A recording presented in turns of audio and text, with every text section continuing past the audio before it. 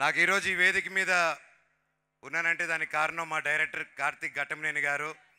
Sir, మీరు చిన్నవారైనా మీ టాలెంట్కి మీ పాదాలకి నా వందనం సార్. Thank you.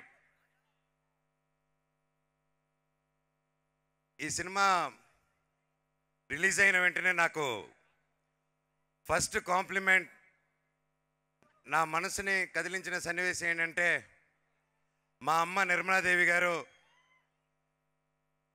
సినిమా చూసిన తర్వాత నన్ను పట్టుకొని చాలా ఎమోషనల్ అయిపోయారు.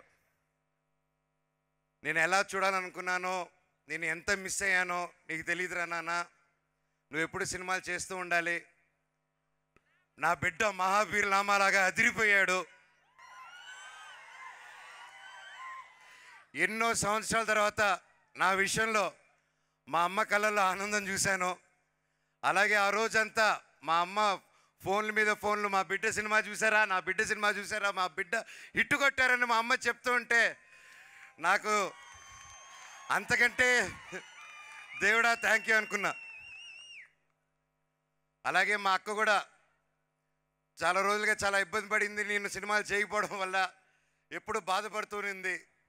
ఫైనల్గా ఆ రోజు నేను, నాకు ఎంత అదృష్టం అంటే, ఆ రోజు మొత్తం నా కుటుంబంతో పాటు అక్క, అమ్మ, నా కజిన్స్, నా ఫ్రెండ్స్, నా ముఖ్యమైన ప్రతి ఒక్కరు కూర్చొని ఆ రోజు ప్రసాద్ ఐమాక్స్లో థియేటర్ చూస్తుంటే అందరితో కూర్చొని ఆ అనుభూతి నా జీవితంలో మర్చిపోలేను నేను.